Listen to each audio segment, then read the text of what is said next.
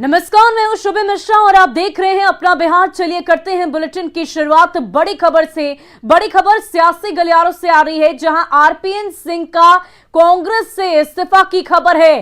पूर्व केंद्रीय मंत्री आरपीएन सिंह ने कांग्रेस से इस्तीफा दे दिया है और आज ही वो बीजेपी में शामिल हो सकते हैं, बीजेपी का दामन थामेंगे। पूर्व नेता आरपीएन सिंह झारखंड कांग्रेस के प्रभारी रह चुके हैं और आज वो इस्तीफा कांग्रेस से देंगे। दरअसल यूपी चुनाव में उन्हें कांग्रेस के स्टार प्रचारक के रूप में भी उतारा गया था और ट्विटर पर पोस्ट कर सोनिया गांधी ने इस्तीफे की चिट्ठी लिखी। राजनीतिक जीवन में एक नया अध्याय का आरंभ आरपीएन सिंह कर रहे हैं, ये बातें उन्होंने अपने ट्विटर हैंडल से लिखी है। तो पूर्व केंद्रीय मंत्री आरपीएन सिंह को लेकर ये बड़ी खबर आपको बता रहे हैं कि आज वो कांग्रेस से इस्तीफा देंगे और जल्द ही बीजेपी का दामन थामेंगे। और इस वक्त उत्तर प्रदेश में विधानसभा चुनाव को लेकर युद्ध स्तर पर राजनीतिक दलों की तरफ से तैयारियां की जा रही है, हर वो जोर आजमाइश की जा रही है। लेकिन इन सब के बीच आरपीएन सिंह, जिन्हें कांग्रेस का स्टार प्रचारक भी बनाया गया था, वो आज बीजेपी का दामन थामेंगे। और इस वक्त हमारे साथ दिल्ली से संवाददाता पवन गौड़ लाइव जुड़ चुके हैं। पवन, क्या कुछ जानकारी है, ये कांग्रेस के लिए कितना बड़ा झटका हो सकता है?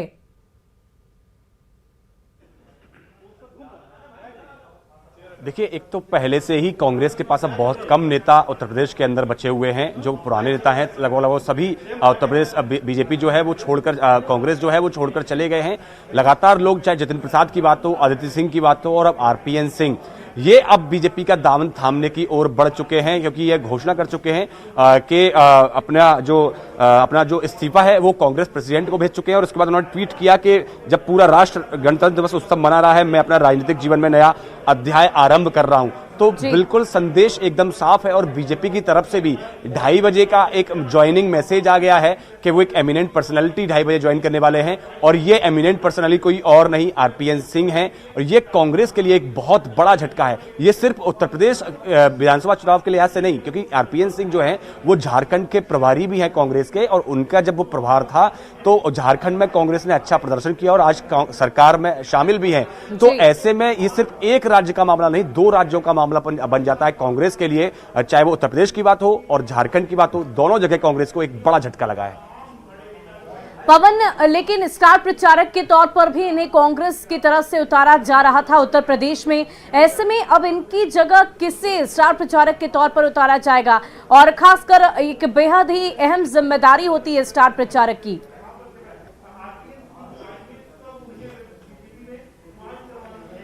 जी बिल्कुल, तमाम अब से कुछ दिन पहले ही कांग्रेस ने एक स्टार प्रचारकों की लिस्ट जारी की थी। उस लिस्ट में तमाम सारे नाम थे, राहुल गांधी, प्रियंका गांधी समेत जो कई बड़े जो नेता हैं कांग्रेस के, उन सब का उस लिस्ट में नाम था। उसमें आरपीएन सिंह का भी नाम था। लेकिन अब जो कांग्रेस के स्टार प्रचारक है आरपीएन सिंह, वो जल्दी से बीजेपी का प्रचार करने वाले हैं और खासकर पडरौना का जो एरिया है उसमें खासा प्रभाव आरपीएन सिंह रखते हैं।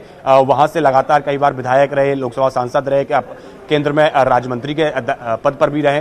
तो ऐसे में अच्छा खासा एक नाम है, तो कांग्रेस को एक बहुत बड़ा डेंट लगने जा रहा है। लेकिन अब कांग्रेस के साथ समस्या यह है कि कोई भी बड़ा नेता, सिर्फ एक प्रमोद तिवारी जो है पुराने और बड़े नेता कांग्रेस के पास में अब उत्तर प्रदेश के अंदर बचे हैं। तो ऐसे में सिर्फ चंद नाम ही कांग्रेस के पास रह गए हैं जो उनकी स्टार प्रचारक की सूची में शामिल है और पार्टी के लिए प्रचार करते हुए नजर आएंगे। पवन, ये बात तो कांग्रेस की हमने कर ली, लेकिन अगर हम बीजेपी की बात करें तो जाहिर सी बात है, इस वक्त उत्तर प्रदेश में विधानसभा चुनाव है, पूरी तैयारियां युद्ध स्तर पर की जा रही है। और आरपीएन सिंह से कितना फायदा बीजेपी को मिलेगा?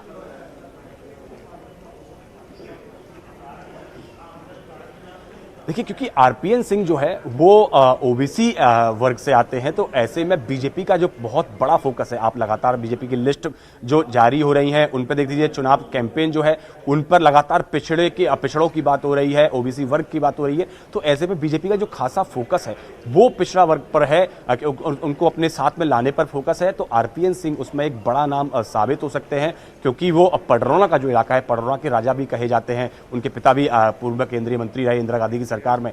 तो ऐसे में वो एक बहुत बड़ा रोल बीजेपी के लिए उस क्षेत्र में निभा सकते हैं और बीजेपी को एक बड़ा फायदा ओबीसी अगर वोट बैंक की बात करें तो उसमें दिला सकते हैं। जी पवन, लेकिन इस बात की जानकारी तो आपने दी कि कितना फायदा बीजेपी को होगा, लेकिन कहीं ना कहीं कांग्रेस के लिए एक बड़ा झटका है। ऐसे में क्या कांग्रेस के किसी वरिष्ठ नेता गण की तरफ से इन बातों को लेकर किसी तरह की चर्चा की गई, किसी तरह की बयानबाजी की गई?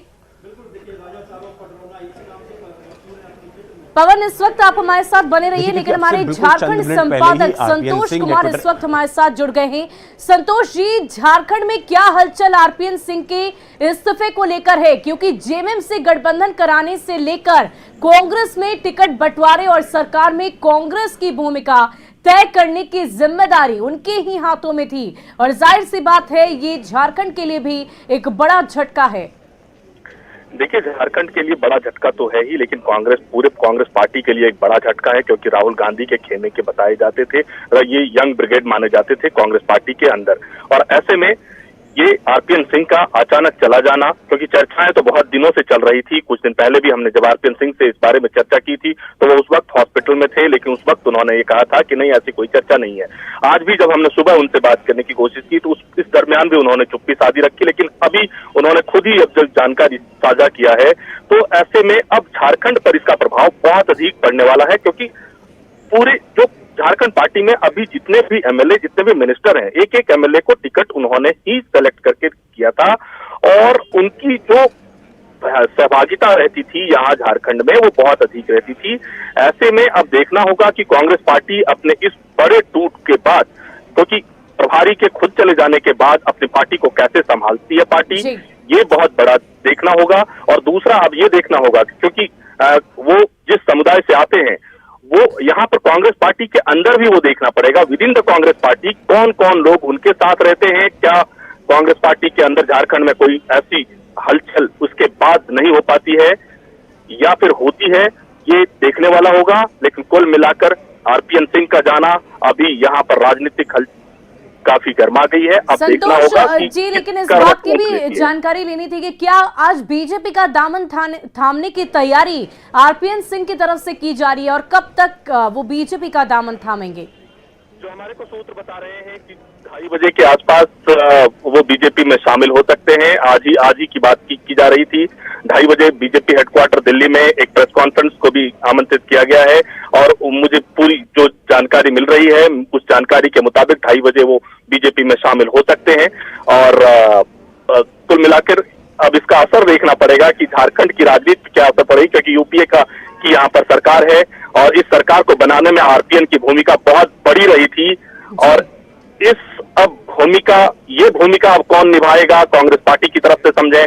और दूसरी बात कि उस भूमिका को बखूबी, क्योंकि उसी अंदाज में निभाना पड़ेगा, सबको लेकर कैसे चला जाएगा ये भी अब तय करना पड़ेगा कांग्रेस पार्टी को। तो कांग्रेस पार्टी के लिए मुश्किलें अभी यहाँ झारखंड में भी बढ़ती हुई दिखाई पड़ रही है। बहुत बहुत शुक्रिया संतोष जी हमारे साथ जुड़ने के लिए। पवन, आपको भी बहुत बहुत शुक्रिया तमाम जानकारी के लिए। तो ये बड़ी खबर सियासी गलियारों से है, आप देख सकते हैं आरपीएन सिंह के कांग्रेस को छोड़ने की खबर सामने आई, और आज दोपहर 3 बजे तक आज बीजेपी का दामन थामेंगे आरपीएन सिंह। दरअसल उन्होंने आज अपने ट्विटर हैंडल से अपने इस्तीफे का ऐलान किया और साफ शब्दों में लहजे में लिखा है कि मैं अपने राजनीतिक जीवन में एक नया अध्याय आरंभ करने जा रहा हूं।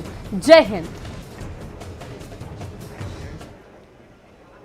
साथ ही एमएलसी चुनाव पर भी बड़ी खबर सामने आई है। विधान परिषद चुनाव को लेकर सियासत जारी है। बीजेपी जेडीयू के बीच सीटों का अब तक बंटवारा नहीं हो पाया है।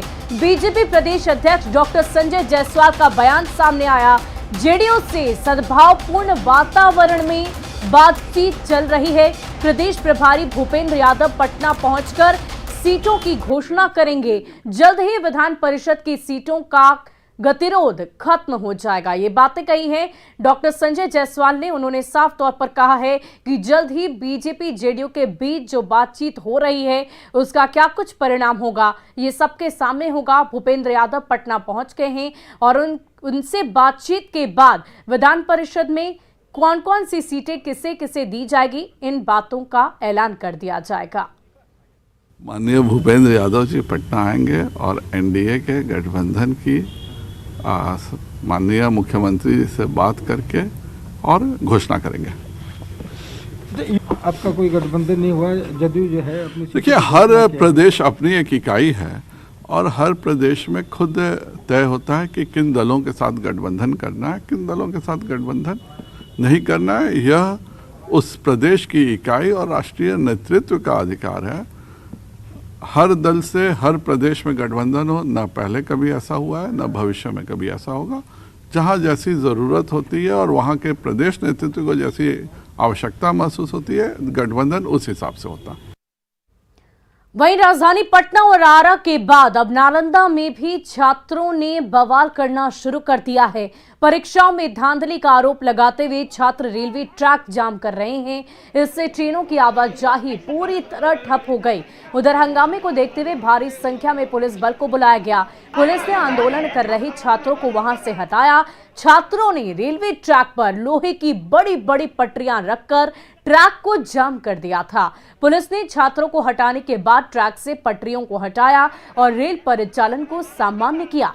छात्रों के आंदोलन की वजह से राजगीर से नई दिल्ली की ओर जाने वाली श्रमजीवी एक्सप्रेस और इंटरसिटी घंटों रेलवे ट्रैक पर खड़ी रही। वहीं छात्रों ने आज शाम तक रिजल्ट की गड़बड़ी दूर न होने पर फिर से आंदोलन करने की चेतावनी दी है। ये दो तस्वीरें इस वक्त आपकी स्क्रीन पर हैं। आप देख सकते हैं किस प्रकार छात्रों के द्वारा रेल ट्रैक को जाम किया गया है और दूसरी तस्वीर में पुलिस के द्वारा छात्रों को हटाया जा रहा है, लेकिन वो काफी ज्यादा आक्रोशित हैं और इसी की वजह से रेल सेवा भी फिलहाल बाधित हो चुकी है।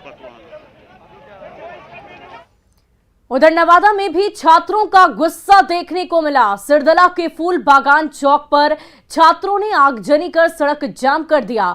छात्रों ने NSH 70 और स्टेट हाईवे को पूरी तरह से जाम कर वाहनों की आवाजाही को पूरी तरह से ठप कर दिया। छात्र परीक्षा के बाद रेलवे बोर्ड की ओर से नियमों में बदलाव किए जाने के बाद नाखुश हैं और रिजल्ट में गड़बड़ी को लेकर आंदोलनरत हैं।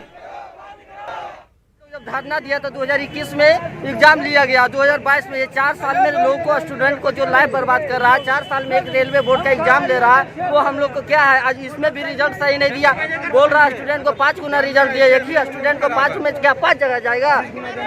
20 गुना अगर दिया है तो 5 पोस्ट पर दिया, एक विद्यार्थी को 20 जगह जाएगा वो नौकरी करने के लिए कि एक जगह जाएगा। 2019 में फॉर्म डाला गया था और 22 में उसका एग्जाम फर्स्ट लिया जा रहा है, ऊपर से CB2 लिया जा रहा है। तब बताइए कि एक फॉर्म मतलब कोई भी लड़का अगर फिल करता है तो उसको 6 साल उसको मतलब कि फॉर्म फाइनल करने में लगता है। अब बताइए कि जो लड़का इंटर में उस समय पढ़ रहा था, अभी ग्रेजुएशन करके बैठा हुआ, उसका भविष्य आगे क्या होगा?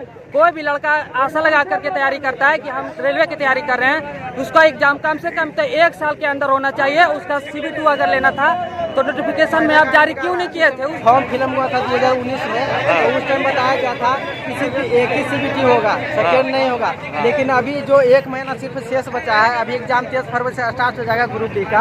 अभी 1 महीना पहले नोटिफिकेशन दिया है कि इसमें मेंस की एग्जाम होगी, यानी CBT1 और CBT2 की होगी। आप बताइए, जब आपको CBT2 लेना ही था तो आप पहले उस टाइम ही बोल देते, 2019 में ही बोल देते। आप बताइए, 1 महीना हम लोग क्या अभी पढ़ने के समय में हम लोग धरना दे रहे हैं, नारा लगा रहे हैं, ये आपको समझ में नहीं आ रहे, ये हमको आप बताइए। और उधर छपरा में भी छात्रों ने जमकर विरोध प्रदर्शन जताया। छात्रों ने राजापट्टी रेलवे स्टेशन के बाहर रेलवे ट्रैक को जाम कर दिया और जमकर हंगामा किया। छात्र एग्जाम में हो रही धांधली पर रोक लगाने की लगातार मांग कर रहे हैं।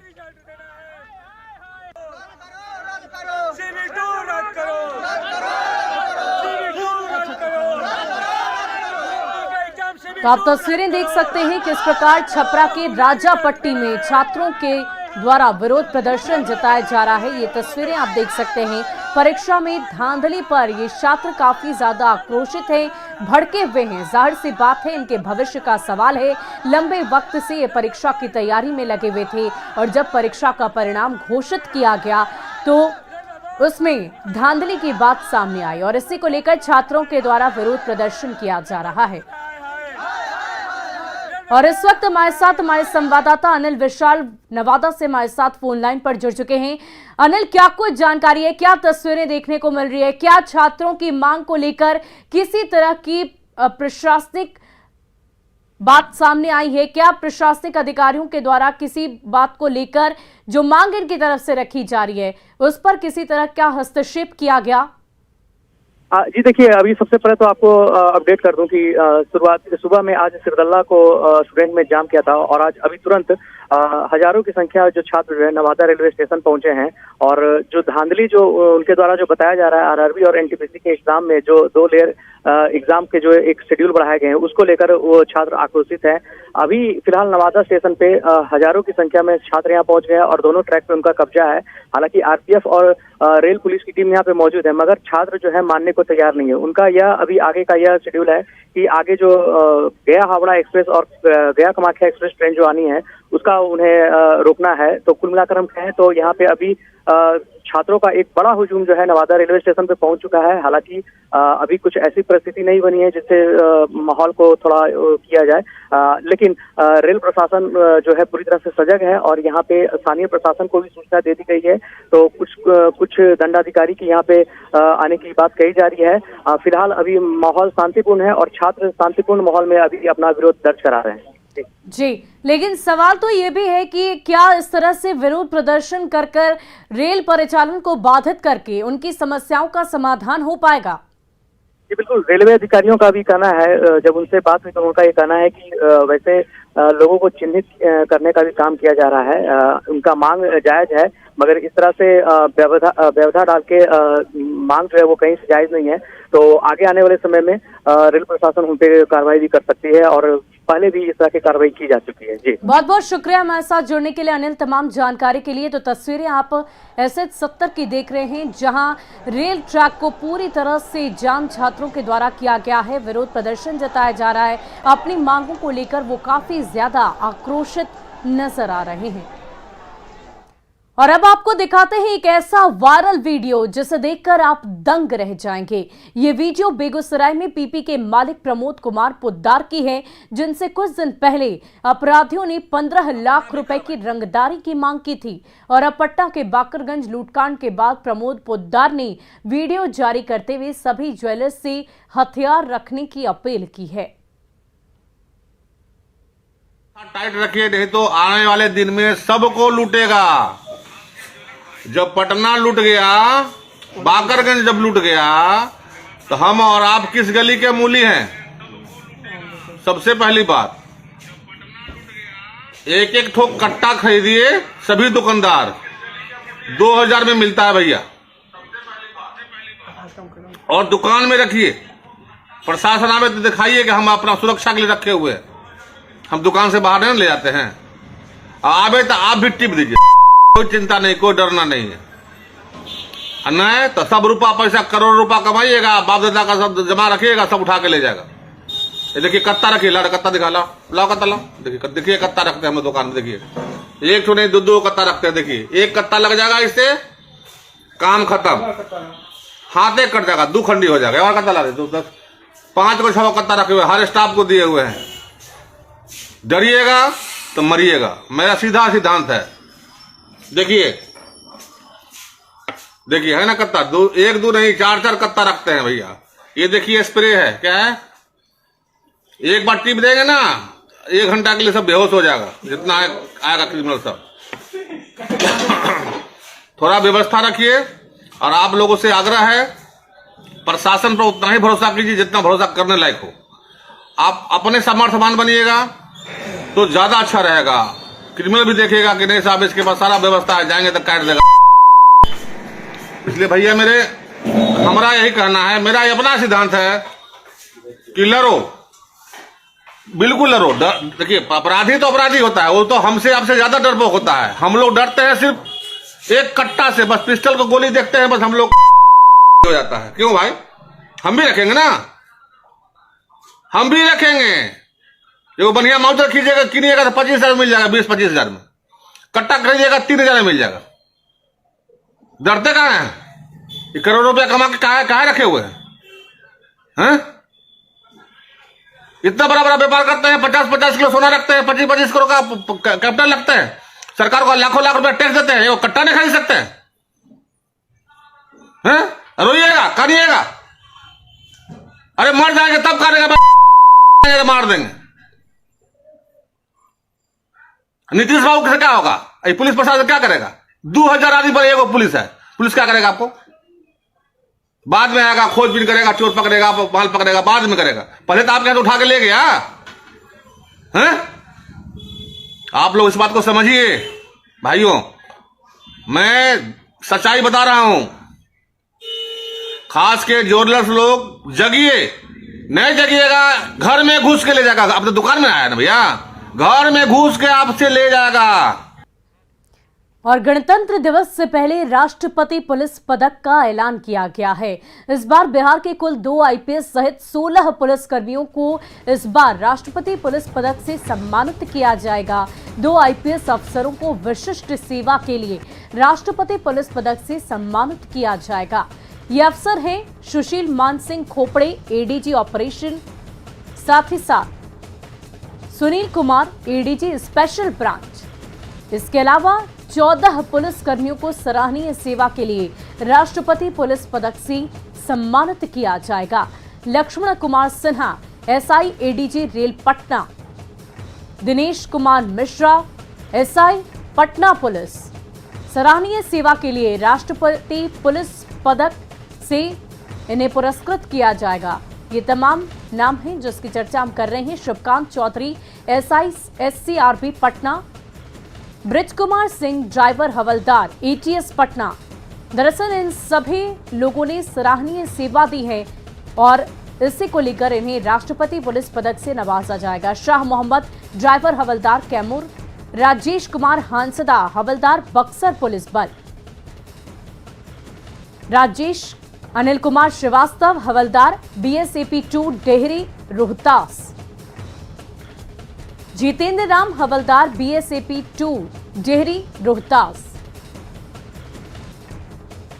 उदय प्रताप सिंह, हवलदार बीएसएपी 2 डेहरी रोहतास, मोहम्मद नसीम बैंड, हवलदार बीएसएपी 2 डेहरी रोहतास, मदन तिवारी, हवलदार बीएसएपी 14 पटना, और साथ ही भरत प्रसाद यादव, कांस्टेबल बांका, रमेश प्रसाद और रमेश प्रसाद सिपाही, बीएसएपी 3 बोध गया। इन सभी लोगों ने सराहनीय सेवा दी है। Vijay Kumar, driver, CID Patna. और फिलहाल के लिए इस बुलेटिन में इतना ही। आगे देखिए जोहार झारखंड।